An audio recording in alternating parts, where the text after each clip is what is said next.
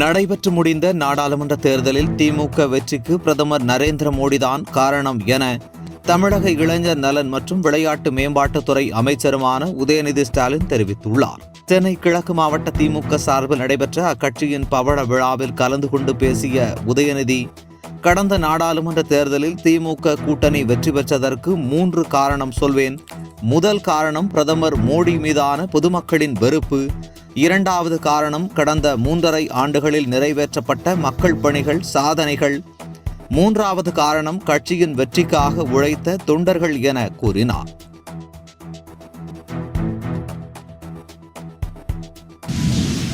ஆதவ் அர்ஜுனன் கருத்தால் திமுக கூட்டணியில் எந்த விரிசலும் இல்லை என்றும் ஆதவ் அர்ஜுனன் மீது நடவடிக்கை எடுப்பது குறித்து கட்சி முடிவெடுக்கும் என்றும் விடுதலை சிறுத்தைகள் கட்சி தலைவர் தொல் திருமாவளவன் தெரிவித்துள்ளார். உட்கட்சி விவகாரங்களை கட்சியில் உள்ள நிர்வாகிகள் பேசி முடிவெடுப்பார்கள்.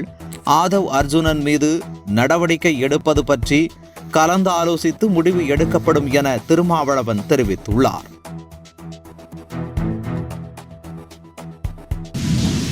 தமிழ்நாட்டில் கடந்த 10 ஆண்டுகளுக்கு மேலாக இடைநிலை மற்றும் பட்டதாரி ஆசிரியர்கள் நியமனம் செய்யப்படாததற்கு பாட்டாளி மக்கள் கட்சி தலைவர் டாக்டர் அன்புமணி ராமதாஸ் கண்டனம் தெரிவித்துள்ளார். இதுகுறித்து அவர் தனது எக்ஸ் தள பக்கத்தில் வெளியிட்டுள்ள பதிவில், தமிழ்நாடு அரசு கடுமையான நிதி நெருக்கடியில் சிக்கி தவிப்பதால் இடைநிலை ஆசிரியர்கள் தொடங்கி கல்லூரிகளுக்கான உதவி பேராசிரியர்கள் வரை அனைத்து நிலை ஆசிரியர் நியமனங்களும் நிறுத்தி வைக்கப்பட்டிருப்பதாக தனியார் தொலைக்காட்சி செய்தி வெளியிட்டிருக்கிறது. இச்செய்தி உண்மையாக இருந்தால் தமிழக அரசின் முடிவு கடுமையாக கண்டிக்கத்தக்கது என கூறியுள்ளார் அன்புமணி ராமதாஸ்.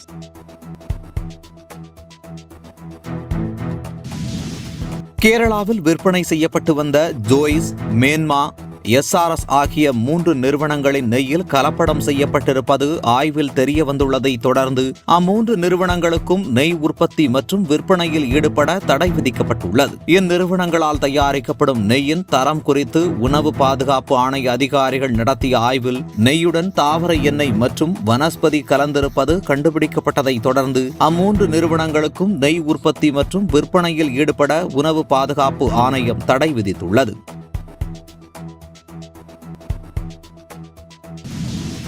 மாநில உரிமைகளை மறுக்கும் ஒன்றிய அரசுடன் நமக்கான ஒவ்வொரு உரிமைக்காகவும் போராடித்தான் ஆக வேண்டியுள்ளது என்றும் போராட்டமே திமுகவின் வலிமை என்றும் திமுக தலைவரும் தமிழக முதல்வருமான மு.க. ஸ்டாலின் தெரிவித்துள்ளார்.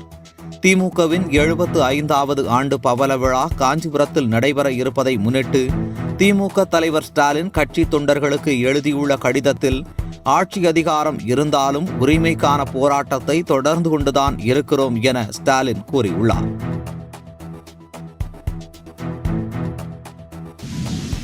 ஆய்வின் போது குறிப்பெடுக்காமல் செல்போன் பேசியபடி இருந்த பெண் அதிகாரியின் செல்போனை பிடுங்கி ஆஃப் செய்து தனது பாக்கெட்டிற்குள் வைத்தார் தஞ்சை மாநகராட்சி மேயர் சன் ராமநாதன்.